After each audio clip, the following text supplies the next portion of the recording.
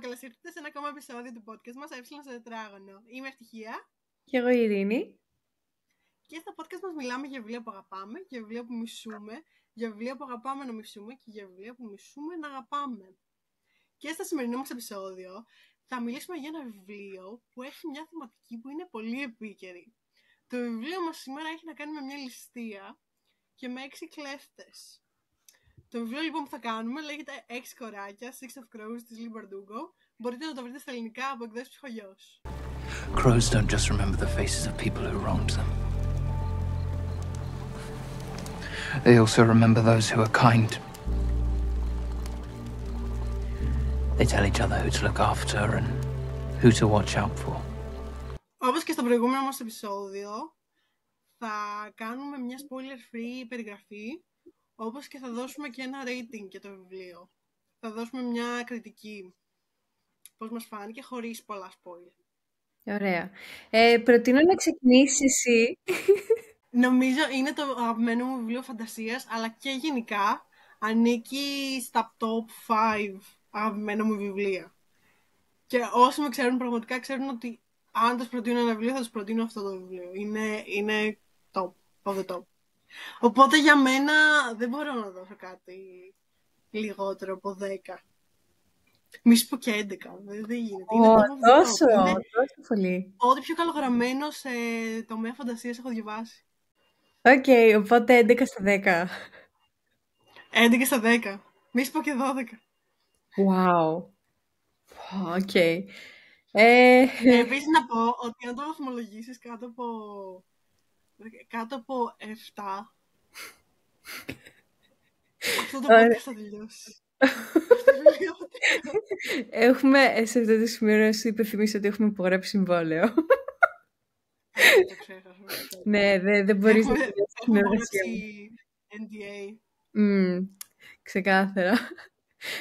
Λοιπόν, σε αυτό το σημείο θέλω να σου αποκαλύψω, σε περίπτωση που δεν το έχεις δει στο Goodreads, ότι το έδωσα 4 αστέρια στα 5 στο Goodreads, αλλά στην ουσία είπα ότι το έδωσα 3,5. Τι? Άρα αυτό σημαίνει 8 στα 10. Άρα αυτό σημαίνει 7 στα 10, 3,5 ήταν το κανονικό, απλά δεν μπορούσα να βάλω μισό αστεράκι. Και πιστεύω ότι στην ουσία το μισό αστεράκι το κέρδισε επειδή είναι το δικό σου αγαπημένο βιβλίο. Οπότε ναι, είμαστε, άντε θα πω 7,5 στα 10. Και σου είχα πει κυρίως τον λόγο για το ότι ναι μεν μου άρεσε το βιβλίο αρκετά, αλλά το βρήκα αρκετά κουραστικό σε κάποια στιγμή. Και πιστεύω ότι θα μπορούσε να είναι αρκετά πιο μικρό το βιβλίο. You know what, ξέρω τι εννοείς. Γίνεται πολύ βαρύ στην πλοκή. Όχι ιδιαίτερα, απλά υπάρχει ένα σημείο που είναι πολύ μπερδεμένα όλα τα πράγματα και πιστεύω ότι εκείνο το σημείο, εκείνη η μέρα, εκείνη η ώρα, εκείνη η βραδιά ήταν πραγματικά ατελείωτη και πραγματικά θέλω να μου πει η συγγραφέας πώς τα κατάφερε, γιατί θέλω κι εγώ μια τέτοια βραδιά. Δηλαδή, ειδικά το Σάββατο, έτσι, Σάββατο βράδυ, να είναι ατελείωτο ρε φίλε, να περιμένω να τελειώσει και να μην τελειώνει, γίνεται. Να σου πω όμως κάτι. 7 λεπτά τους πήρε για να κάνουν τη ληστεία στο Λούβρο. Ναι, έρχεσαι στα λόγια μου. 7 λεπτά τους πήρε να κάνουν τη ληστεία στο Λούβρο αυτή, γιατί πήραμε παραπάνω. Γιατί μπήκανε στο Πεντάγωνο, ουσιαστικά. Απλά να σου πω κάτι. Είναι ότι όταν περνάς κάτι που μπορείς να είναι στο μυαλό σου ο χρόνος να περνάει πολύ γρήγορα, αλλά στην πραγματικότητα γίνονται τόσο πολλά πράγματα που δεν το καταλαβαίνεις απλά πόσο γρήγορα περνάει ο χρόνος. Εντάξει, αυτό ισχύει. Αλλά και πάλι ένιωσα ότι ήταν ατελείωτο σε κάποια φάση και έλεγα θα τελειώσει η βραδιά, θα τελειώσω κι εγώ μαζί, αλλά δεν τελείωνε η βραδιά, όχι. Λοιπόν, πρέπει να γυρίσουμε πίσω στο... Ναι, πίσω στο podcast. Λοιπόν, ακολουθεί η spoiler-free περιγραφή του βιβλίου από τη φίλτατη Ευτυχία. Πάμε Ευτυχία, δώσ' το! Yes! Λοιπόν, το Six of Crows, λοιπόν, 6 κοράκια, είναι βιβλίο φαντασίας. Έχει όμως και το ρομάτζο του, έχει το χιούμορ του, έχει αρκετή φαντασία, έχει πολλά μαγικά στοιχεία θα λέγαμε, έχει Παναγία στα μάτια, έχει ό,τι τρόπο θέλετε. Η βασική μας πλοκή έχει να κάνει με τον Kaz, ο οποίος Kaz είναι το mastermind της υπόθεσης, είναι criminal prodigy, είναι αυθεντίος κλέφτης και ληστής, ο οποίος τρέχει μια συμμορία, το Dregs, και θα λέγαμε ο Kaz είναι κάτι σαν τον Thomas Shelby από το Peaky Blinders, δηλαδή έτσι στείνει στοιχήματα, στείνει αγώνες, καλά δεν στείνει αγώνες, αλλά είναι έτσι λίγο, είναι του υπόκοσμου. Αυτοί που δουλεύουν μεταξύ τους καταλαβαίνουν το πόσο mastermind είναι, αλλά δεν έχει τα λεφτά θα λέγαμε για να το αποδείξει. Αλλά για καλή του τύχη, τον απαγάγει ο Van Eck, ένας πλούσιος επιχειρηματίας του Ketterdam, όπου ζουνε, το οποίο Ketterdam είναι σαν, θα λέγαμε, είναι σαν την Ολλανδία. Είναι η Ολλανδία του 17ου αιώνα, όπου είναι μια πάρα πολύ τουριστική πόλη, μια πόλη που βασίζεται στη βιομηχανία, στον τουρισμό, στην ευημερία των ανθρώπων και έχει με επίκεντρο το χρήμα. Οπότε ο Van Eck απαγάγει τον Kaz. Σε αυτό το σημείο να πω ότι εκστασιάστηκα όταν έμαθα, σήμερα το έμαθα, τώρα πριν λίγο, ότι στην ουσία το Ketterdam αντιπροσωπεύει όντως το Άμστερνταμ του 17ου αιώνα. Και είμαι σε φάση, what? Κάνει την εμπειρία ακόμα πιο... Εμένα για κάποιο λόγο το Ketterdam μου θυμίζει πάρα πολύ Ελλάδα. Δεν μπορούσε. Είναι όλα άνομα, υπάρχει ανομία full. Είναι full στον τουρισμό, είναι πώς θα εκμεταλλευτούν τους τουρίστες, αλλά οι actual άνθρωποι που ζουν στο Ketterdam ζουν στα όρια της φτώχειας. Είναι Ελλάδα. Θα μπορούσε, δεν σου πω μια αλήθεια. Ίσως στην μπλοκή μας λοιπόν, έχουμε τον Kaz, τον οποίο του κάνουν μια πρόταση, ο Van Eck, να κάνει μια ληστεία. Να μπει σε μια στρατιωτική βάση στη Φιέρντα, όπου η Φιέρντα είναι μια ξένη χώρα με βαρύ στρατιωτική παρουσία και πρέπει να μπει σε αυτή τη στρατιωτική βάση, στο Ice Court, στο δικαστήριο του Πάγου και να βγάλει από τη φυλακή το Bon Yul, ο οποίος είναι ένας επιστήμονας ο οποίος έχει φτιάξει ένα ναρκωτικό που λέγεται Τζούρτα Παρέμ. Το Τζούρτα Παρέμ είναι, θα λέγαμε, το ναρκωτικό για τους μάγους, που οι μάγοι σας το σύμπαν λέγονται γκρίσας, και τους κάνει να έχουν υπέρατες δυνάμεις, δηλαδή να περπατάνε μέσα από τείχους, να πετάνε, Περίμενε να σε διακόψω. Δεν τους κάνει να έχουν μαγικές δυνάμεις. Στην ουσία... Είναι αυτοί που έχουν ήδη τις δυνάμεις. Ακριβώς. Τις πολλαπλασιάζει στην ουσία. Ναι, και ουσιαστικά ο Van Eck θέλει να έχει αυτόν τον επιστήμονα, διότι έτσι θα μάθουν τα μαγικά, τα μαγικά θα λέγαμε, τη συνταγή για τον Τζούρντα Παρέμ, για να το εκμεταλλευτούν, basically. Yes. Και ως αντάλλαγμα, ο Kaz θα πάρει 30 εκατομμύρια Kruger. Kruger είναι το νόμισμα που έχουν στα Ketterdam.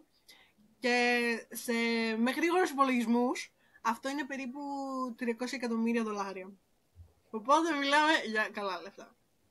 Αλλά μιλάμε πρέπει να μπει στο πιο ισχυρό, στη μεγαλύτερη στρατιωτική βάση, ξέρω εγώ, στον κόσμο. Σκεφτείτε ότι πρέπει να μπει, ξέρω εγώ, στον Πεντάγωνο και να βγάλουν κάποιον από εκεί. Ο τύπος το είδε ξεκάθαρα, Michael Scofield από το Prison Break. Ξεκάθαρα Prison Break. Έχει τα μυαλά, θα λέγαμε, του Michael. Όμως δεν μπορεί να κάνει αυτή τη ληστεία μόνος του. Προσλαμβάνει 5 λοιπόν μέλη της συμμορίας των Dregs, έτσι ώστε να καταφέρουν όλοι μαζί να κάνουν αυτή τη ληστεία. Ο καθένας τους έχει τα δικά του skills, τις δικές του ικανότητες που θα το βοηθήσουν να έχει ένα πετυχημένο σχέδιο.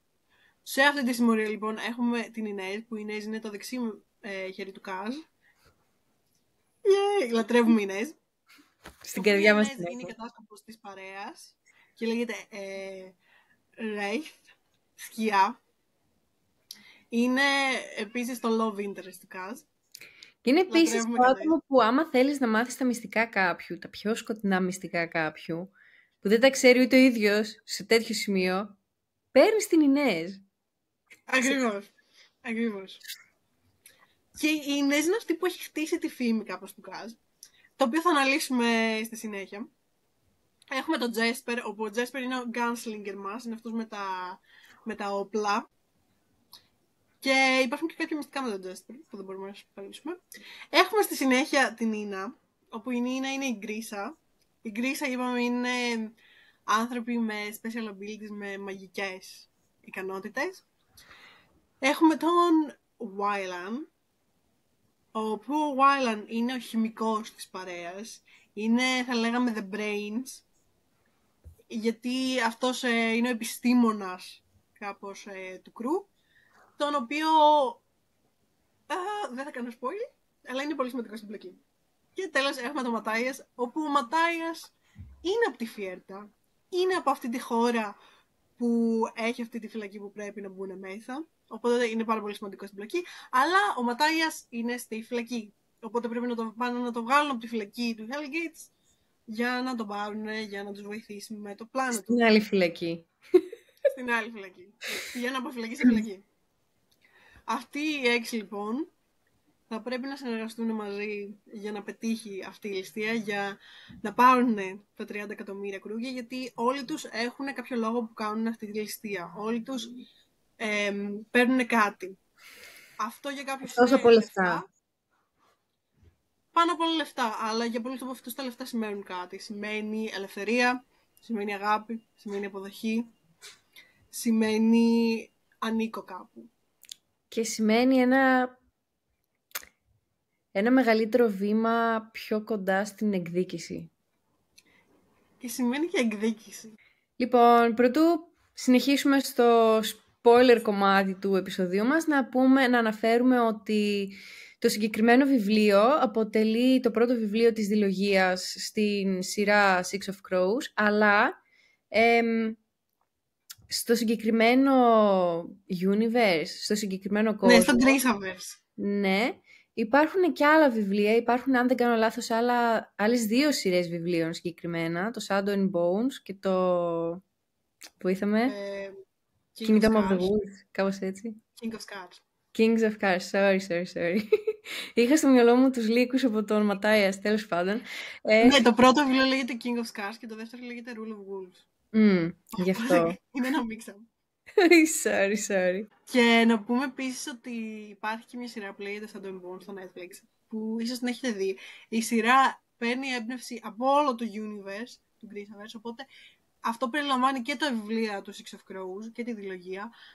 Αλλά θα λέγαμε ότι δεν έχει πάρα πολλά πράγματα με την πλοκή. Παίρνουν περισσότερο τους χαρακτήρες από το βιβλίο και τους βάζουν στη σειρά. Οπότε, ακόμα και να έχετε δει τη σειρά, δεν ξέρετε τι θα γίνει στο βιβλίο. Δεν ξέρετε την πλοκή από το βιβλίο. Γιατί ακολουθεί μια τελείως διαφορετική πλοκή. Γιατί ουσιαστικά έχουν μπερδέψει λίγο τα timelines. Για μένα η γνώμη μου για τη σειρά είναι πολύ conflicted. Θα έλεγα ότι ο λόγος που άρχισα να διαβάσω το βιβλίο ήταν επειδή είδα τη σειρά, οπότε δεν μπορώ να πω κακό λόγο. Αλλά έχουν κάνει ένα mix-up και έχουν αλλάξει πάρα πολλά στοιχεία, έχουν βάλει πάρα πολλούς χαρακτήρες.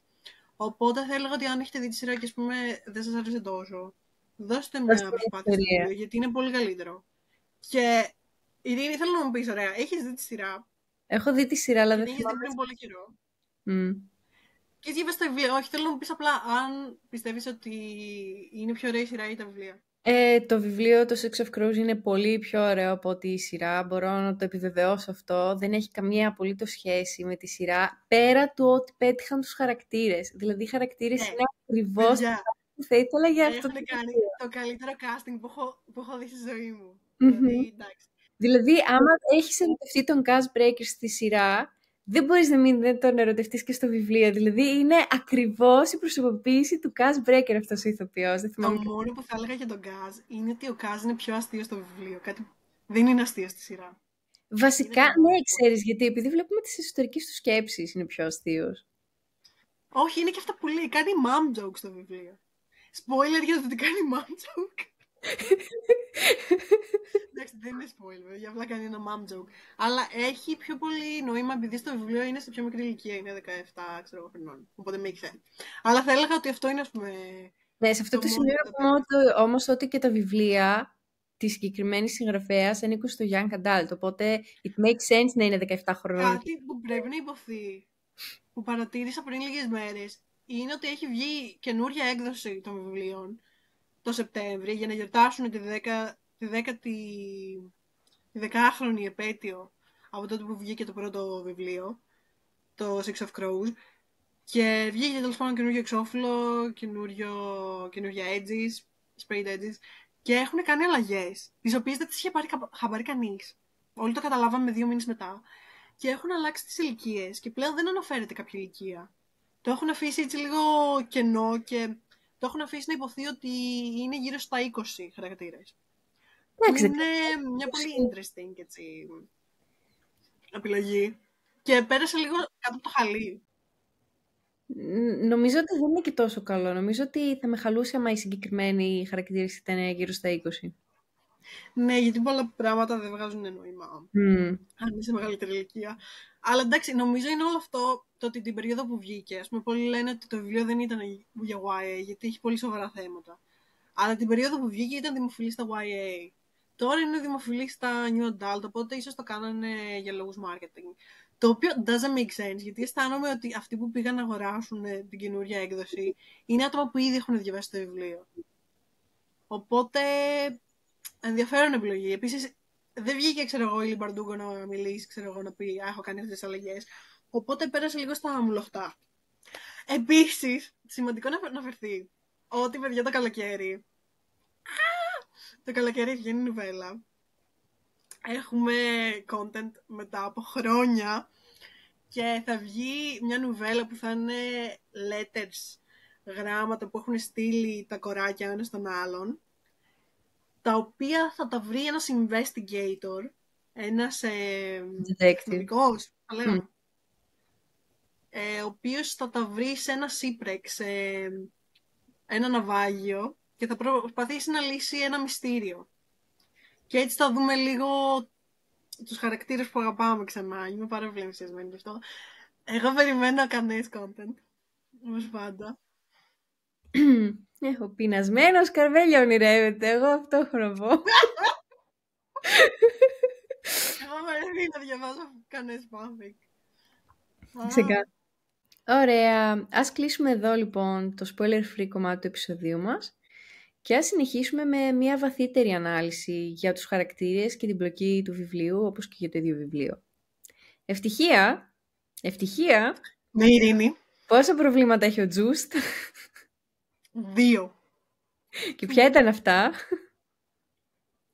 Το μουστάκι και το φεγγάρι. Ναι, αλλά με την άλλη σειρά. Το φεγγάρι πρώτα και το μουστάκι. Φεγγάρι και το μουστάκι. Και γιατί είχε αυτά τα 2 προβλήματα, ευτυχία μου? Εντάξει, το μουστάκι μπορείτε να φανταστείτε όλοι. Λογικά ήταν ένας έφηβος που απλά δεν είχε τριχοφυΐα. Έντονη τριχοφυΐα στα σημεία που ήθελε. Αμούστακο. Το φεγγάρι ήταν ένας πολύ σημαντικός λόγος, διότι ο Τζούστι ήθελε να είναι ρομαντικός άνθρωπος και ήθελε να πει έτσι κάτι ρομαντικά λόγια στην κοπέλα του. Αλλά δεν είχε ούτε φεγγάρι για να πει κάτι για το δέρμα της κοπέλας, ότι είναι απαλό και έτσι φωτεινό το φεγγάρι. Ναι. Τα μάτια της κοπέλας του ήταν καστανά, οπότε δεν έχουν γραφτεί και πολλά ποίηματα για καστανά μάτια.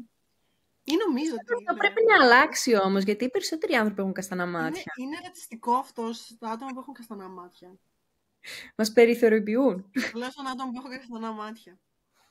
Δηλαδή, γιατί δεν μπορείτε να γράψετε ποίηση. Αυτός απλά ήταν ευλάκας που δεν ήταν αρκετά έξυπνος για να το γράψει. Βέβαια, θα μου πεις, δεν ήταν ιδιοφυΐα, ήταν ένας απλός τυπάς. Δεν είναι μητούλης, μωρέ. Ναι, και ο καημένος ήθελε να πει κάτι ρομαντικό και δεν του βγήκε. Δεν πειράζει. Δεν είμαστε όλοι ποιητές. Ακριβώς. Δεν πειράζει. Δεν είναι όλες οι δουλειές για όλους. Τελικά δεν είχε πολύ σημασία που δεν είχε κάτι να πει, γιατί μέχρι το τέλος του κεφαλαίου τον σκότωσε η κοπέλα του. Όχι ακριβώς το σκότωσε. Βασικά... Yes. Η κοπέλα του λοιπόν είχε πάρει, της είχαν δώσει βασικά. Βασικά δεν ήταν η κοπέλα του, δεν τα είχαν.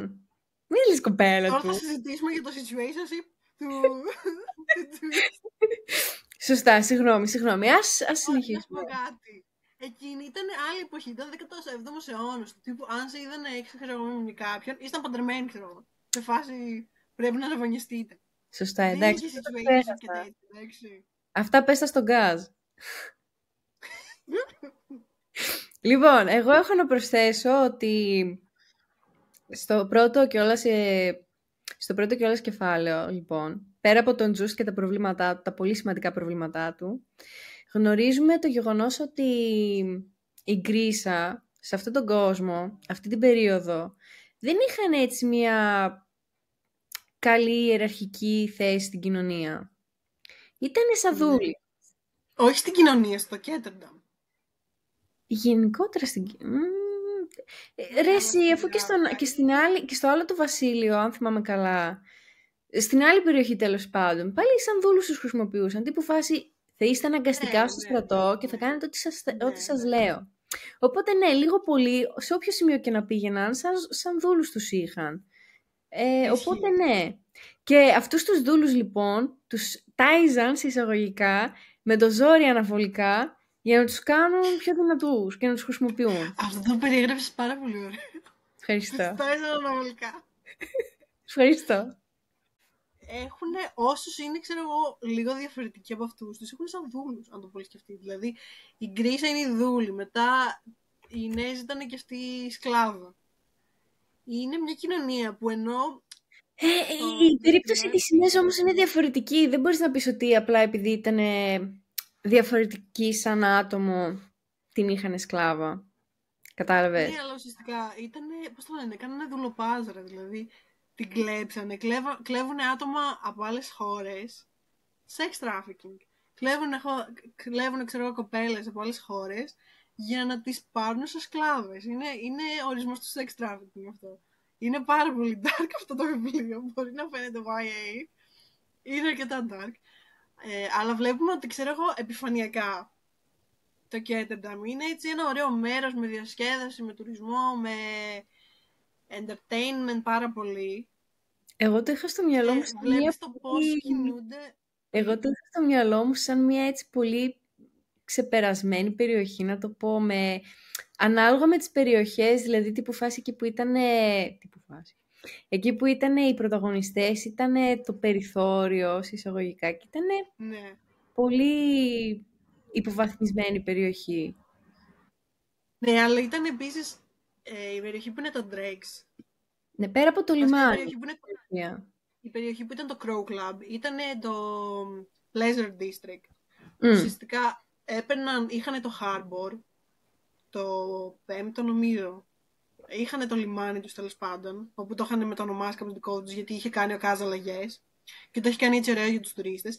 Και έφεραν, ξέρω εγώ, τους τουρίστες με καραβάκια και τους έφεραν όλους στο Pleasure District, που είχαν εκεί πέρα καζίνο, είχαν γενικά διασκέδαση, είχαν... Σε αυτό το σημείο να επισημανθεί ότι ο Κάζ Μπρέκερ ήταν μόλις 17 χρονών και είχε πετύχει τόσα πολλά πράγματα. Εσύ τι έχεις κάνει στα 17? Ακριβώς, εσύ τι έχεις κάνει στα 17 σου? Ναι, πάμε λίγο πίσω στο θέμα με τον Just. Θα έλεγα ότι το βιβλίο αρχίζει πάρα πολύ ωραία από το κεφάλαιο της Ινέζ. Μ' αρέσει πάρα πολύ. Δηλαδή αρχίζει. Ο Κάζ Μπρέκερ δεν χρειαζόταν κάποιον λόγο. Τα έκανε όλα χωρίς να δίνεις εξηγήσεις σε κανέναν. Αλλά η Ινέζ ήξερε ότι πάντα υπήρχε λόγος για οτιδήποτε. Που είναι ένα σημείο. Είναι ένα σημείο που πολλοί δεν το καταλαβαίνουν. Όχι, δεν το καταλαβαίνουν, το παρεξηγούνε. Γιατί βλέπεις, ο Κάζ δεν χρειαζόταν λόγια για το οτιδήποτε. Το οποίο είναι πολύ cool να το λες. Είναι ωραίο quote. Αλλά η πραγματικότητα είναι ότι, όπως εξηγεί στη συνέχεια του βιβλίου, είχε λόγο για οτιδήποτε. Δηλαδή δεν έκανε πράγματα απλά για να είναι cool. Είχε λόγο για τα πάντα. Γιατί, εγώ πιστεύω, υπάρχει ένα άλλο θέμα του ποιος είναι ο πρωταγωνιστής στο βιβλίο. Ας πούμε, για μένα είναι ο Κάζ. Πολλοί λένε ότι είναι η Ινέζ, επειδή το Six of Heroes ξεκινάει με την Ινέζ και το Crooked Kingdom τελειώνει με την Ινέζ. Για μένα όμως, ο λόγος που υπάρχει η Ινέζ σε αυτά τα σημεία είναι επειδή βλέπουμε τον πραγματικό χαρακτήρα του Κάζ μέσα από το POV της Ινέζ, γιατί η Ινέζ είναι η μόνη που ξέρει όντως πώς είναι ο Κάζ. Γιατί όλοι έχουν μια διαφορετική εικόνα για αυτόν. Σε αυτό ήθελα να πω, αυτό ακριβώς. Θέλω να πω ότι τύπου φάση ο Κάζ παρουσιάζεται έτσι μυστηριώδης. Ναι. Που, wow, τι κάνει ο τύπος, πώς μπορεί και τα σκέφτεται όλα αυτά. Και πας από την πλευρά του Κάζ και βλέπεις τις εσωτερικές του σκέψεις και ο τύπος είναι σε φάση... Ινέζ. Ναι, και τύπου φάση, αυτό δεν το είχα σχεδιάσει, αλλά πάλι καλά που έγινε έτσι. Το οποίο είναι πολύ πιο έξυπνο, ρε παιδάκι μου, να σκέφτεσαι Ναι, πράγματα. αφήνει όλους τους πάντες να νομίζουν ότι όντως όλα τα έχει προσχεδιασμένα και εν τέλει αυτός είναι σε φάση «Ουφ, τη γλίτωσα». Είστε σε φάση, ωραία, περιμένω το POV του Καζ, να μάθω ποια είναι η πλοκή, να μάθω ποιο είναι το σχέδιο. Και πας στο κεφάλαιο του Καζ και είναι κάπως «Αχ, η Ινέζ είναι τόσο όμορφη. Πρέπει να γίνω καλύτερος άνθρωπος για την Ινέζ». Και είσαι κάπως «Μπρο, θες να κάνεις μια ληστεία». Anyways, και πιστεύω ότι ούτε από τα POV του Καζ βλέπουμε τον πραγματικό του χαρακτήρα. Νομίζω ότι ο ίδιος έχει τελείως αυτογνωσία για το πώς είναι στην πραγματικότητα. Ενώ η Νέζ, νομίζω, έχει καταλάβει ποιος είναι, πολύ περισσότερο από τον ίδιο τον εαυτό. Αυτό ισχύει γιατί θα σου πω, πώς το βλέπω εγώ, ο τύπος είναι πολύ βυθισμένος στο εσωτερικό του τραύμα, το οποίο δεν το έχει μοιραστεί με κανέναν παρά λίγο, ένα μικρό κομμάτι του με την Ινέζ. Ναι, τον τρώει λίγο αυτό. Όχι μόνο λίγο, τον τρώει πάρα πολύ. Δηλαδή είναι από τη μία πλευρά το τραύμα του και από την άλλη πλευρά η επιθυμία του, η έντονη επιθυμία του για εκδίκηση και από την άλλη στη μέση έχουμε την Ινέζ και είναι αυτά τα τρία βασικά. Αυτά τα τρία πράγματα βλέπεις από την πλευρά του Καζ. Εκδίκηση, Ινέζ και τραύμα. Το είπες πάρα πολύ ωραίο αυτό. Και επίσης, για μένα, η Ινέζ και ο Καζ είναι σαν καθρέφτης ο ένας του άλλου. Είναι αντίθετες όψεις ενός νομίσματος. Διότι και ήδη έχουν περάσει πάρα πολύ τραύμα, αλλά ο τρόπος που το αντιμετωπίζουν. Αυτό που είπες τώρα δεν μου άρεσε και πολύ. Σαν αντίθετη όψη του νομίσματος που είπες. Γιατί στην ουσία, άμα το πεις αυτό, σημαίνει ότι δεν θα μπορέσουν ποτέ να συναντήσει ο ένας τον άλλον. Άμα είναι τόσο αντίθετο. Μπρο. Είναι κακό. Λατρεύω κανείς. Όχι. Απλά ο Κάζ πρέπει να πάει σε θέραπη. Πρέπει να βρει ένα ψυχολόγο και θα είναι κομπλέ. Πρέπει να χρησιμοποιήσει τον Τζάσπερ. Που βγαίνει το καλοκαίρι. Θέλω να δω τον Κάζ να γράφει γράμμα στην Ινέζ. «Γεια σου Ινέζ, σήμερα είχα το πρώτο μου ραντεβού με το θεραπευτή μου». Νομίζω σε εκείνα τα χρόνια δεν είχαν θεραπευτές. Τόσο καλό. Είχανε, πώς το λένε. Υπνοτιστές. Ύπνωση. Που έβλεπες στις παλιότερες ζωές. Ας πήγαινε σαν υπνοτιστή. Κάτι. Λέω ότι είναι αντίθετες όψεις. Επειδή έχουν πολύ αντίθετη φιλοσοφία για το πώς να αντιμετωπίζεις τη ζωή σου και πώς να αντιμετωπίσεις τα άσχημα πράγματα που σου συμβαίνουν στη ζωή και πώς να αντιμετωπίσεις αυτούς που σου έκαναν κακό. Αυτό που μου αρέσει στην Ινέζ είναι ότι δεν έχει το απόλυτο μη κάνεις κακό σε κάποιον που σου έκανε κακό. Είναι σαν φάση, ωραία, κάνε την εκδίκησή σου, αλλά δες να κάνεις και κάτι καλό στον κόσμο. Ότι βλέπει τη θετική πλευρά της ζωής, βλέπει ότι ας πούμε ο Κάζ την έσωσε, βλέπει ότι ήταν τυχερή σε κάποια πράγματα. Που είναι και λίγο αστείο ότι νιώθει τυχερή, γιατί δεν ήταν καθόλου τυχερή ζωή, αλλά κάνει focus the bright side of life, να το πούμε έτσι. Πιο ρεαλιστικά, ρε παιδάκι μου. Προσπαθεί να είναι το άνθρωπο που χρειάζονται οι υπόλοιποι χαρακτήρες. Ναι, είναι λίγο ο συνδετικός κρίκος, νομίζω, στην ομάδα. Είναι ένα άτομο που πιστεύει πάρα πολύ στη θρησκεία επίσης και το έχει σαν κομμάτι το οποίο τη βοηθάει στη ζωή της. Ενώ ο Καζ, από την άλλη, όλα αυτά που έχουν περάσει τον έχουν απομακρύνει από τη θρησκεία και τον έχουν κάνει να πιστεύει ότι δεν υπάρχει, ξέρω εγώ, ελπίδα, δεν υπάρχει... Το μόνο πράγμα που πιστεύει ο Καζ είναι στην απληστία. Και η απληστία είναι ένα μέσο, ναι, και την απληστία τη χρησιμοποιεί ως ένα μέσο για να καταφέρει τα πάντα.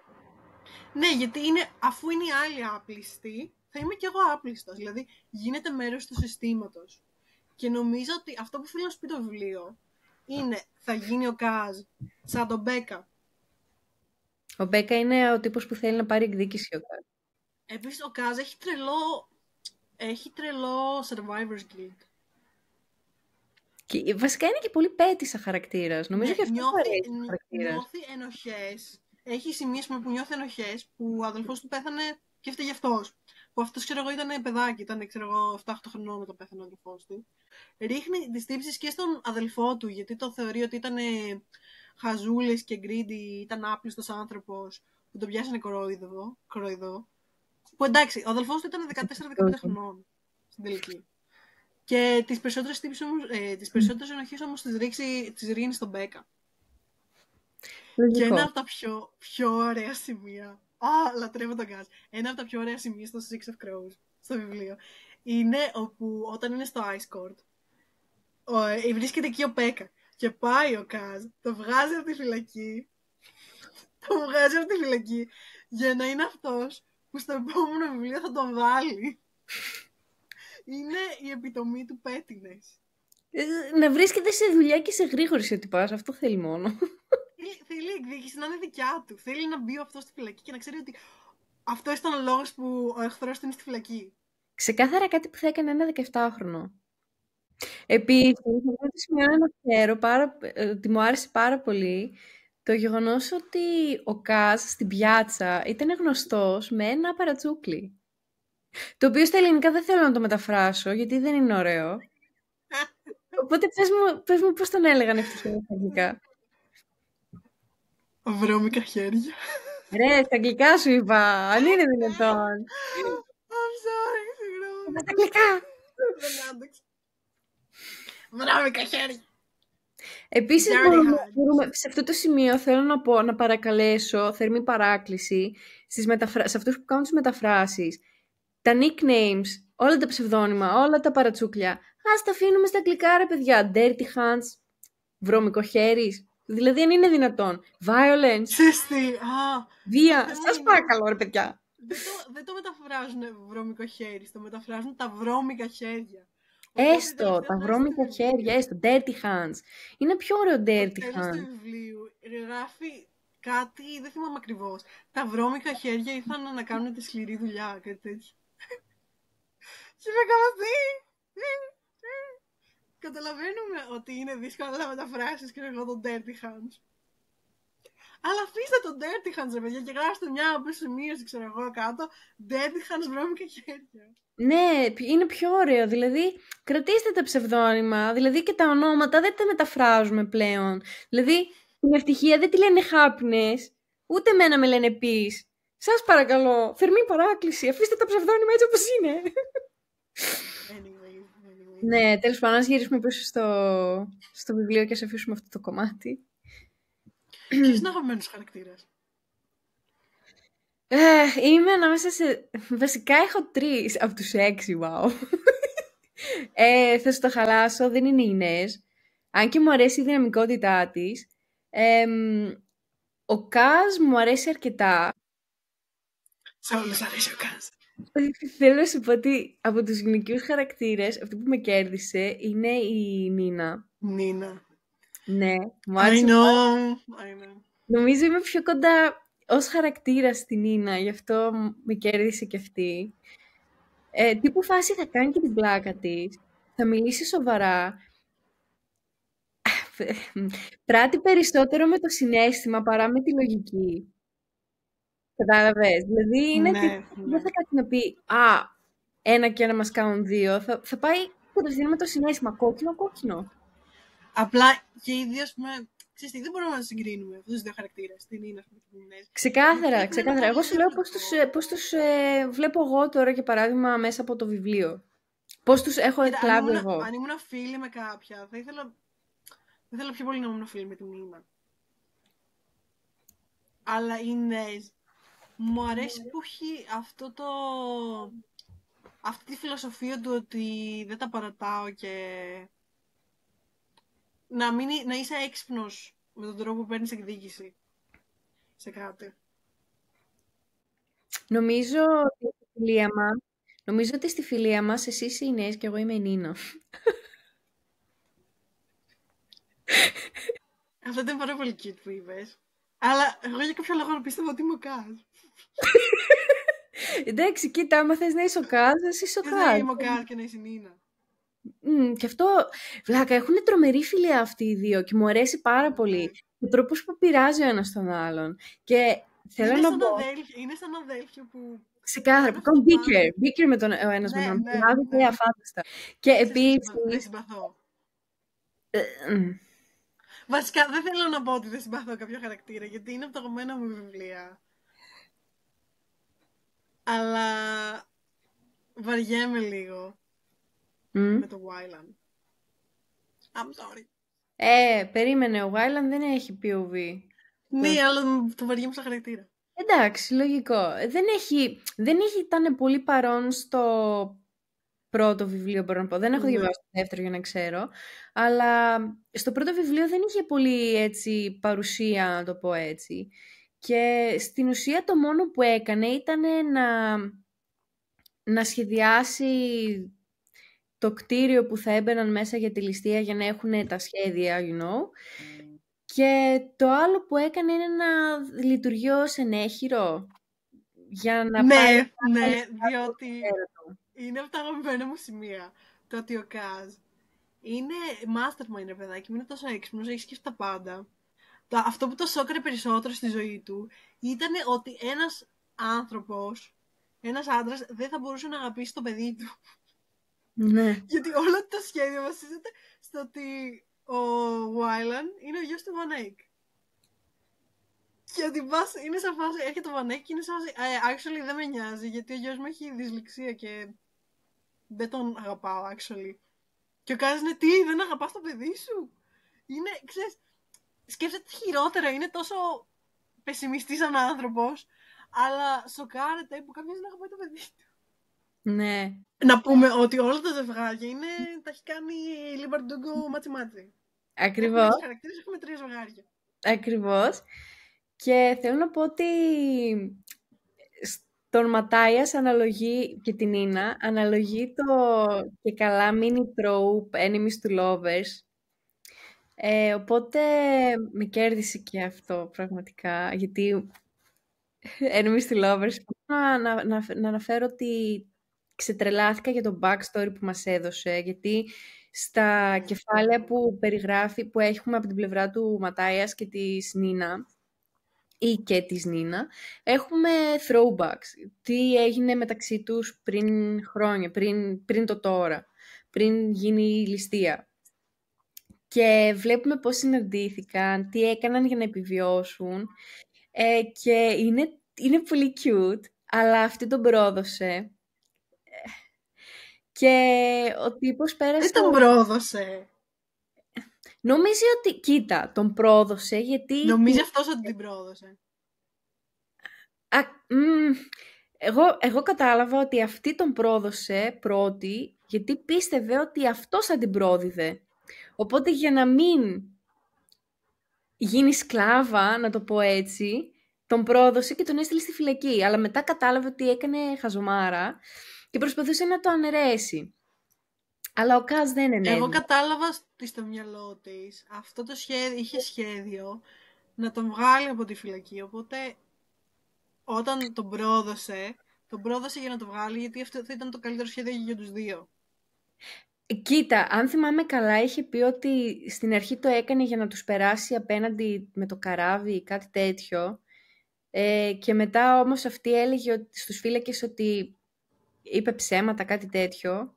Και μετά οι φύλακες της είπανε ότι δεν γίνεται από τη μια να λέει και να αντιλέει, θα τον πάνε στη φυλακή, κάτι. Δεν θυμάμαι ακριβώς αυτή τη στιγμή, γιατί έχουν περάσει και αρκετές μέρες που τελείωσα το βιβλίο. Sorry, not sorry. Ο Ματάιας, ναι, μεν ο αγαπημένος μου χαρακτήρας στο βιβλίο, υποστηρίζει τις απόψεις του. Είναι ο broody τύπος σε όλο το βιβλίο. Κάτι που μου αρέσει αφάνταστα στους χαρακτήρες. Και έχει λίγα πράγματα να πει γενικότερα, στην αρχή του βιβλίου τουλάχιστον, μέχρι να μπούμε έτσι λίγο περισσότερο στο δικό του POV. Αλλά αυτά που λέει μετράνε. Πρώτον. Δεύτερον, είναι ένας τύπος που μένει στο λόγο του και στις αξίες του. Η οπτική του για τους Γκρίσα τουλάχιστον, αυτό στην ουσία μεγάλωσε ως κυνηγός των Γκρίσα, ωραία. Ναι, ναι. Εντάξει, εγώ δεν πρόκειται να το πω αυτό, γιατί δεν μπορώ να το προφέρω τόσο όμορφο όσο το κάνεις εσύ. Θα παραμείνω εγώ στο κυνηγό. Είναι τέτοιο, είναι νορβηγική λέξη. Εντάξει, έστω. Ό,τι και να είναι. Anyways. Κυνηγώ στον Γκρίσα, λοιπόν. Σίγουρα πράγματα. Ναι. Μεγάλωσε με αυτή την οτροπία ότι η Γκρίσα είναι κακή και ότι πρέπει να θανατώνονται ή να πιάνονται και να δικάζονται. Από το οποίο δικαστήριο, καλή ώρα το Ice Court, Ναι. δεν γλίτωσε κανένας τους. Από εκεί και πέρα είχε πιάσει αυτός και η παρέα του την Νίνα τότε στο παρελθόν, Ναι. και μαζί πάνω σε ένα καράβι πήγαιναν προς το Ice Court για να δικαστούν η Νίνα και οι υπόλοιποι που ήταν στο καράβι. Και είχε γίνει κάτι, δεν θυμάμαι πώς, και άνοιξε μια τρύπα και άρχισε να βυθίζεται το καράβι. Ναι, και μετά έπρεπε ουσιαστικά να επιβιώσουν μαζί. Ακριβώς. Και κατά τη διάρκεια αυτού του μικρού ταξιδιού της επιβίωσης που είχαν οι δυο τους, αυτός άρχισε να την ερωτεύεται αυτήν και να αποκτά αισθήματα γενικότερα και να βλέπει αλλιώς της Γκρίσα, ή βασικά όχι της Γκρίσα, την Νίνα, γιατί έχει σημασία αυτό που θα σου πω. Βλέπει δηλαδή ότι δεν είναι όλη η Γκρίσα κακή τελικά, αλλά δεν αλλάζει άποψη για τους υπόλοιπους, αλλάζει γνώμη μόνο για την Νίνα. Εν τω μεταξύ έχουμε και κάτι έτσι σκηνές που αυτοί ανάβουν φωτιά, ξεντύνονται για να ζεσταθούν, ο ένας κοντά στον άλλον, κάτω από τα σκεπάσματα, και αυτός είναι σε φάση, Μιτζή, αυτό το κάνει για να με αποπλανήσει, και η άλλη είναι σε τύπου φάση, όχι, εγώ κρυώνω, θέλω να ζεσταθώ. Ναι, ήταν πολύ cute. Θέλω να πω σε αυτό το σημείο ότι το Six of Crows είναι clean βιβλίο, δεν έχει smart ή spicy σκηνές. Εκτός από μια σκηνή στο Crooked Kingdom. Όχι, πλάκα κάνω, δεν είναι spicy. Okay. Είναι αστείο του fandom ότι είναι η spicy σκηνή. Ναι, αλλά παρόλα αυτά παραμένει ένα πολύ καλογραμμένο βιβλίο, αρκετά καλογραμμένο βιβλίο τουλάχιστον.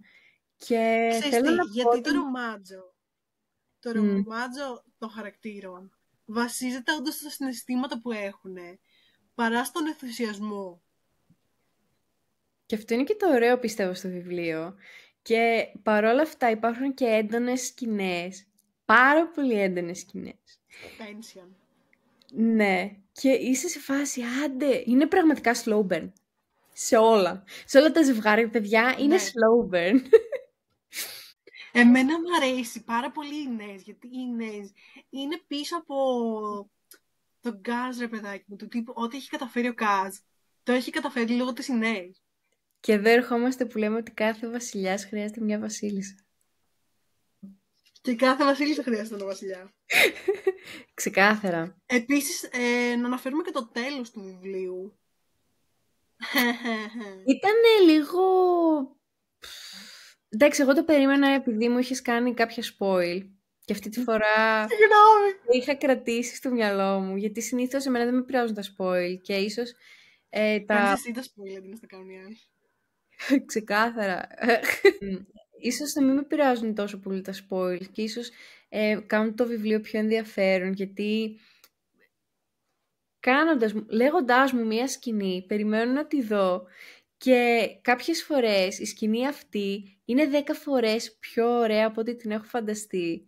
Αλλά κάποιες φορές είναι και 10 φορές χειρότερο από αυτό που έχω φανταστεί. Οπότε είμαι σε φάση αλήθεια και ξενερώνω. Αλλά συνήθως είναι το αντίθετο, ότι με ενθουσιάζει ακόμη περισσότερο και μου δημιουργεί αυτή την απίστευτη όρεξη για να συνεχίσω να διαβάζω. Οπότε, spoilers are welcome.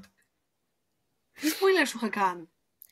Μου είχες πει ότι... Για το Wayland μου είχες πει κάτι, τύπου φάση, δες, θα δεις τι σχέση έχει με τον μπαμπά του, και μετά μου είχες πει ότι... Δεν θυμάμαι καν. Ούτε εγώ θυμάμαι ακριβώς τι μου είχες πει, αλλά μου είχες πει κάτι για το Wayland σίγουρα. Wayland, anyway. Και μετά μου είχες πει, το τέλος δεν θα το περιμένεις. Και όντως δεν το περίμενα το τέλος.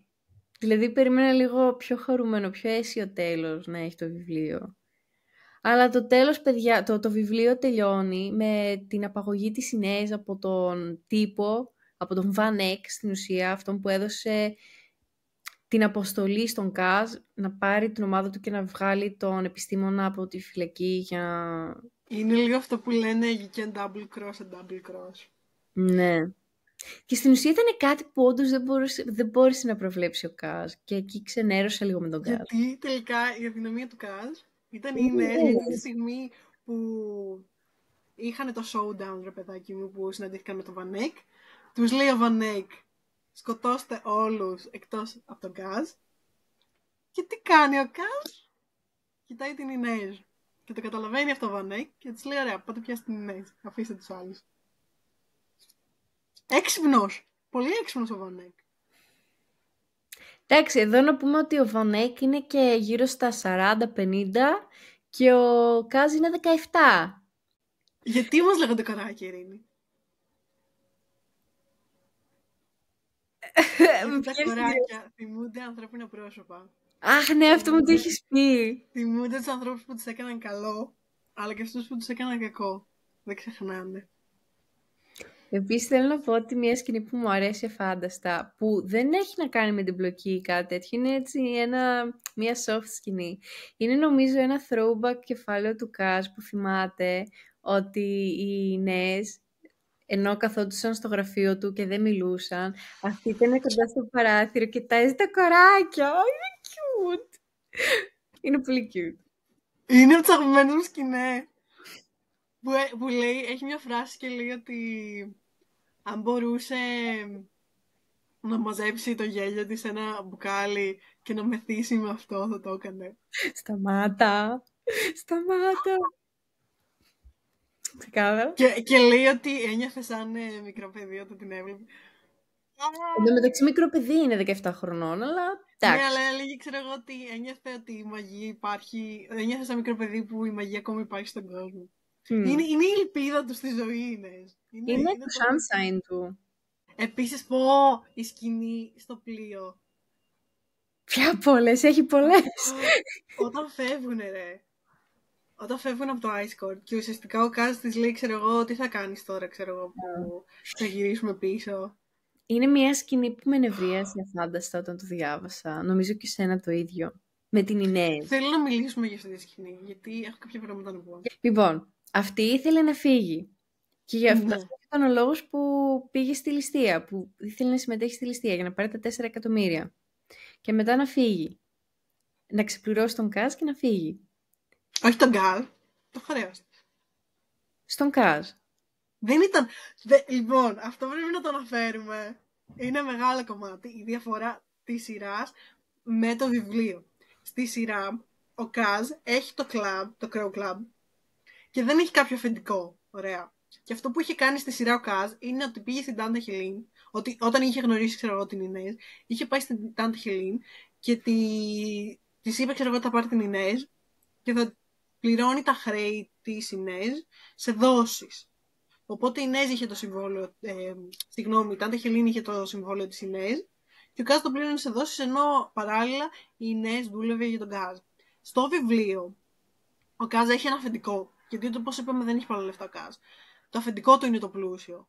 Απλά ουσιαστικά ο Κάζ κάνει τις βρωμοδουλειές για τον Μπερ Χάσκελ, για το αφεντικό του, και έχει πείσει τον Μπερ Χάσκελ να αγοράσει το συμβόλαιο της Ινέζ, και ουσιαστικά η Ινέζ δουλεύει για τον Μπερ Χάσκελ, αλλά ο Κάζ είναι ο μάνατζερ της επιχείρησης. Ναι, τέλος πάντων, και πάλι στον Κάζ αναφέρεται πολλές φορές ότι θέλει να ξεπληρώσει αυτό το χρέος. Ναι, γιατί όμως? Γιατί αν φύγει, το χρέος της μετά θα πρέπει να το πληρώσει ο Κάζ. Και δεν θέλει να βάλει τον Κάζ να πληρώσει τα χρέη της. Πρώτον, επειδή είναι ο Κάζ. Και δεύτερον, επειδή όντως ο άνθρωπος δεν θέλει να αφήνει τα χρέη της σε άλλους ανθρώπους. Μπράβο της. Και αυτό το λέω, γιατί είναι πάρα πολύ σημαντικό για το δεύτερο βιβλίο. Για το τι τελικά γίνεται με το συμβόλαιο. Όσο και να μου προμοτάρεις το δεύτερο βιβλίο, έχω άλλα βιβλία που πρέπει να διαβαστούν αυτό το μήνα. Συγγνώμη! Λοιπόν, λέγαμε για τη σκηνή όπου ουσιαστικά του λέει ότι λέει τον Κάζ, ρε παιδάκι μου, ότι η Ινέζ θέλει να φύγει και της λέει τέλος πάντων ο Κάζ, εντάξει, καλά κάνεις, πάνε φύγει. Δεν το σχολιάζω αυτό. Και μετά ουσιαστικά γυρνάει, ας πούμε, και της πιάνει το χέρι. Με τα γάντια ή χωρίς? Με τα γάντια ή χωρίς? Με τα γάντια. Ναι, γιατί ο Κάζ έχει αμφιφοβία. Ανθιφόβια. Που είναι η φοβία του να αγγίξει στο δέρμα κάποιου. Διότι έχει πολύ τραύμα, όπως είπαμε, είναι πολύ τραύματα στο παιδί. Και της πιάνει το χέρι σου και της λέει, ξέρω εγώ, μη φύγεις, ξέρω εγώ, σε θέλω. Αν φύγεις θα αυτοκτονήσει και τέτοια. Δεν της το είπα αυτό. Άντε τώρα. Μη δημιουργείς προσδοκίες. Έπρεπε να έχει ένα πανό που να λέει ναι, σ' αγαπάω. Ναι, στην ουσία αυτό της έλεγε, αλλά για αυτήν δεν ήταν αρκετό αυτό που της έλεγε ο Κάζ. Ήθελε... Το οποίο θέλω να πω, ότι είναι σκηνή που μου σπάει τα νεύρα, γιατί η Νέζ είναι πολύ διπρόσωπη σε αυτό το σκηνή και το συνειδητοποιεί ότι είναι διπρόσωπη. Γιατί ξέρει ότι η ίδια έχει και αυτή τα προβλήματά της και ότι δεν μπορεί να δώσει, ξέρω εγώ, το 100% σε αυτή τη σχέση. Αλλά δεν θέλει να αντιμετωπίσει, ξέρω εγώ, ότι και αυτή έχει προβλήματα και ρίχνει όλο το φταίξιμο στον Γκάζ. Σε αυτό το σημείο να σου θυμίσω ότι η Ινές είναι ελαφρώς μικρότερη από τον Κάζ, οπότε και αυτή είναι 16. Έλα ρε βλάκα. Τι γίνεται? 16 αυτή και αυτός είναι 17. 16 και 17. Σε παρακαλώ. Σιγά τη διαφορά. Δεν είπα ότι έχει διαφορά, αλλά ρε φίλε, πιστεύω ότι ο Κάζ είναι πολύ πιο όριμος από ό,τι θα έπρεπε. Και συναισθηματικά, ναι, και συναισθηματικά και λογικά, να το πω έτσι. Συναισθηματικά ο Κάζ είναι ένα ράκο, δεν είναι. Ναι, αλλά... Δεν είναι καθόλου, να το δούμε λίγο έτσι ψυχολογικά, in touch with his emotions. Δεν είναι, ναι, αλλά αυτό το έχει καταφέρει ο ίδιος του όμως, να αποσυνδεθεί. Δεν είναι ότι δεν το προσδόκισε. You know what I mean? Ναι, γιατί είναι γενικά avoidance σαν άνθρωπος, δηλαδή φεύγει από τη σχέση, από τα προβλήματά του. Ναι, όπως είπα, χρειάζεται ψυχολόγο. Όλα τα book boyfriends. What? Τι είπες? Όλα τα book boyfriends. Είναι ο Κάζ book boyfriend. Όχι δικό μου. Έλα, γιατί είσαι κακιά. Δεν είμαι κακιά, προτιμώ το Ματάιας. Τι να κάνουμε. Whatever. Για μένα είναι κάτι ανώτερο από book boyfriend. Όταν το βάζεις σε book boyfriend κατηγορία decadent. Δεν το θέλω. Bro, sorry. Είναι πολύ πιο έξυπνος από τα book boyfriend σας. Ο δικός μου μπορεί να διαβάζει τα intentions. Ναι, επειδή έχει μαγικές δυνάμεις. Ο Κάζ δεν έχει καν μαγικές δυνάμεις και μπορεί να διαβάσει τα intentions. Skill issue. Και στην ουσία σε εκείνη τη σκηνή όντως μόνο σ' αγαπώ που δεν της είπε. Της είπε μείνε μαζί μου. Θέλω να μείνεις μαζί μου. Και αυτή η γυναίκα του λέει θα σε έχω ολόκληρο. Εκείνη τη στιγμή ήθελα να πετάξω το βιβλίο από το μπαλκόνι. Αλήθεια σου λέω. Τι ήταν αυτό?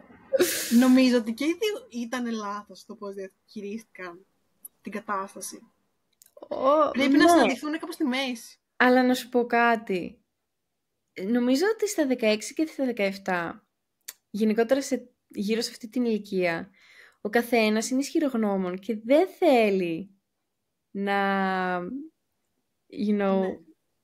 να βρεθεί μια μέση λύση. Ναι, σε μια σχέση ξέρω, και οι δύο πρέπει να κάνουν υποχωρήσεις. Ναι, δεν θέλουν να συμβιβαστούν. Και από την άλλη, ο Κάζ... γιατί εντάξει, σε αυτό το σημείο νομίζω είμαι περισσότερο με το μέρος του Κάζ.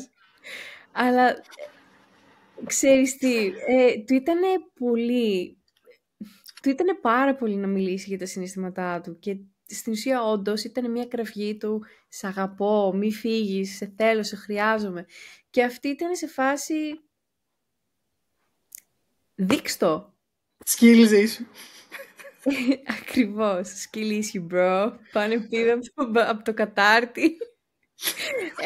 Και ναι, οι Ινές βασικά πιστεύω ότι δεν μπορούσε να χωνέψει το γεγονός ότι όντως ο Κάζ που ήξερε, ο Κάζ που είχε πλάνο για τα πάντα, ο Κάζ που ήταν ατρόμητος, ο Κάζ που όλοι το φοβόντουσαν, σε εισαγωγικά φοβόντουσαν,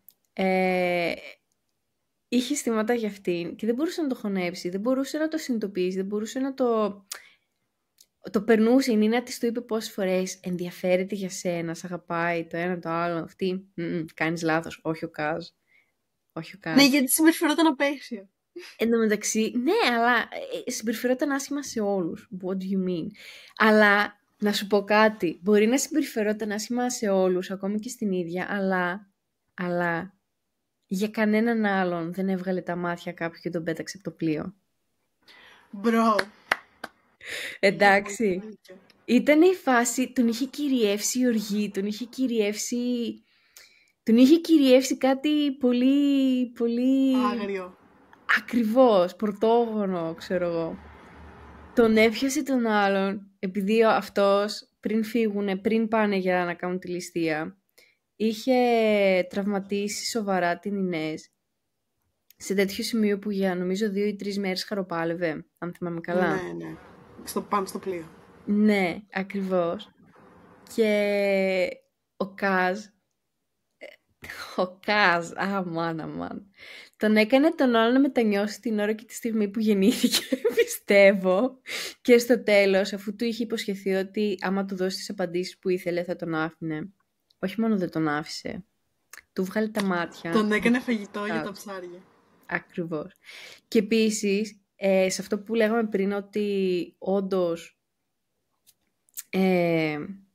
συμπεριφέρεται άσχημα σε όλους, άφησε την Ινές πάνω στο τραπέζι που είχε μέσα στο καράβι, σε εκείνο το δωμάτιο κάτω, Ναι. και γύρισε και είπε στην Νίνα, εάν δεν τη σώσεις θα είσαι η επόμενη. Πιο γαμάτες σκηνές. Το που λες τώρα είναι ένα άλλο topic του γιατί μου αρέσει τόσο πολύ αυτό το βιβλίο. Βλέπουμε πάρα πολύ στα βιβλία, έτσι, feral male protagonist, αντρικούς χαρακτήρες που τους στέλνουμε έτσι touch her and you die, άγγιξε την και θα πεθάνεις και όλο αυτό, που το βλέπουμε και στους Crows, αλλά ο Κάζ δεν είναι μισογίνης, που είναι πολύ MMCs στα βιβλία. Όταν είναι έτσι πολύ πρωτόγονοι και πολύ άγριοι οι χαρακτήρες, γίνονται και λίγο μισογίνηδες. Ο Κάζ είναι πάρα πολύ respectful σε όλες τις γυναίκες. Ας το κλείσουμε εκεί. Ο Κάζ είναι φεμινιστή. Ξεκάθαρα. Ποια ήταν η άλλη σου αγαπημένη σκηνή? Δεν θα την έλεγα αγαπημένη στιγμή, αλλά θα έλεγα ότι αξίζει να σημειωθεί, αξίζει να αναφερθεί στο podcast. Είναι η σκηνή που σου είχα στείλει αρκετά ηχητικά μηνύματα γιατί δεν μπορούσα να το χωνέψω. Είναι προς το τέλος του βιβλίου. Είναι κατά τη διάρκεια της ληστείας, που στην ουσία οι χαρακτήρες μας χωρίζονται. Και ο καθένας μετά αναλαμβάνει ένα μέρος του σχεδίου. Να φέρεις πέρας ένα μέρος του σχεδίου. Και τα κορίτσια είναι μαζί μέχρι ένα σημείο, ώσπου η Νίνα προσπαθεί να παραπλανήσει τον αρχηγό των κυνηγών των γκρίσων, πώς λέγονται. Και τέλος πάντων, ευχαριστώ. Και αυτός ο τύπος, ο επικεφαλής, την οδηγεί στις φυλακές, εκεί που όντως έπρεπε να πάνε για να βρούνε τον τύπο που έψαχναν για να τον βοηθήσουν να αποδράσει. Και στην ουσία αυτή ετοιμάζεται και καλά για να ακολουθήσει έτσι μια spicy σκηνή μεταξύ τους, για να μπορέσει να πάρει τις πληροφορίες που ήθελε και να τον βγάλει λίγο knockout. Αλλά ο τύπος είναι προετοιμασμένος γιατί την θυμόταν και τυχώνει στο κελί. Και μετά, αφού τυχώνει στο κελί, εμφανίζεται ο Ματάιας και είμαι σε φάση όχι. Γιατί ο τύπος, ο Ματάιας, σε εκείνο το κεφάλαιο, είναι σε φάση τώρα θα πάρεις ό,τι σου αξίζει για αυτό που μου έκανες. Και είμαι σε φάση, what? Η ανατροπή της ανατροπής, την ανατροπή, ανατροπή. Και ναι, εν τέλει όμως ο Ματάιας ήταν όλο μέσα στο σχέδιο. Και ανακουφίστηκα πάρα πολύ, γιατί λέω δεν μπορεί ο αγαπημένος μου χαρακτήρας να κάνει κάτι τέτοιο. Είναι όλο το βιβλίο plot twist σε plot twist. Ναι. Ναι. Στο τέλος. Κυρίως. Ναι. Όχι, όντως υπάρχουν πολλά πράγματα τα οποία είναι καλά γραμμένα και καλά κρυμμένα. Και είσαι σε φάση wow, τέλειο! Όταν σου λέει τι και πώς η συγγραφέας μέσα από τους χαρακτήρες. Οπότε ναι, μία από αυτές τις σκηνές είναι αυτό εδώ πέρα που σου είπα με τον Ματάιας. Επίσης μετά μου αρέσει τη στιγμή που φιλιούνται αυτοί οι δύο, ο Ματάιας και η Νίνα, αφού την ελευθερώσει, αφού την έβαλε μέσα και τη βγάζει από το κελί. Ναι, μου αρέσει πάρα πολύ εκείνη η σκηνή. Είναι τύπου φάση επιτέλους. Ένα τουλάχιστον ζευγάρι φιλήθηκε. Ένα happy end. Ναι. Εσύ έχεις κάποια άλλη σκηνή που θέλεις να αναφέρεις? Θέλω να πω για μια σκηνή που μου φάνηκε πάρα πολύ αστεία. Και είναι λόγος που λέω ότι ο Κάζ δεν είναι αστείο στη σειρά και ήθελα να δώσουμε αστείο Κάζ. Είναι η σκηνή που είναι στο πρώτο κεφάλαιο της Ινέζ. Είναι στην πολύ αρχή του βιβλίου. Με συγχωρείτε παιδιά, αλλά τη βρίσκω πάρα πολύ αστεία σκηνή. Που είναι ουσιαστικά οι δύο αντίπαλες ομάδες, ρε παιδάκι μου, και μαλώνουν και απειλούν ένας τον άλλον. Και γυρνάει ο Κάζ και λέει σε αυτόν από την άλλη συμμορία, ξέρω εγώ, θα σου κόψω τα χέρια. Θα σου κόψω τα χέρια και μετά θα πρέπει να βάλεις την κοπέλα σου να σου κρατάει το... ναι, όταν κατουράς. Δεν ξέρω γιατί είναι αστείο. Είναι... Πού ήταν αυτό στη σειρά? Θέλω σε αυτό το σημείο να σου υπενθυμίσω ότι η σειρά ήταν για το Shadow and Bones και όχι για το Six of Crows. Whatever. Έκανα νούμερα όμως. Εξαιτίας του Κάζ, ναι, εντάξει, οκ. Ναι, εξαιτίας του Six of Crows, εξαιτίας από τα κοράκια. Λοιπόν, άλλο ένα επεισόδιο έρχεται στο τέλος του. Σας ευχαριστούμε για την αγάπη και την υποστήριξη που δείξατε στο προηγούμενο επεισόδιο, καθώς και για την υποστήριξη που μας δείχνετε στο TikTok, στο Instagram. Επίσης, σε αυτό το σημείο να αναφέρουμε ότι έχουμε Pinterest, στο οποίο ανεβάζουμε ή κάνουμε save σε boards το υλικό που χρησιμοποιούμε είτε για την παρουσίαση που υπάρχει στο YouTube, είτε για τα post που κάνουμε στο TikTok και τα λοιπά και τα λοιπά. Επίσης να αναφέρουμε ότι το podcast ανεβαίνει επίσης και στο Spotify σε περίπτωση που θέλετε να το ακούσετε εκεί πέρα. Επίσης έχουμε playlist για κάποιους χαρακτήρες ή ακόμη και για τα βιβλία που διαβάζουμε και ελληνικές και playlist με ελληνικά τραγούδια και playlist με αγγλικά τραγούδια. Κάντε ένα like, ένα subscribe, ένα σχόλιο. Πείτε μας ποιο θα θέλετε να είναι το επόμενο βιβλίο στο επόμενο επεισόδιο. Μέχρι το επόμενο επεισόδιο. No mourners. No funerals. Bye. Bye. No mourners. No funerals.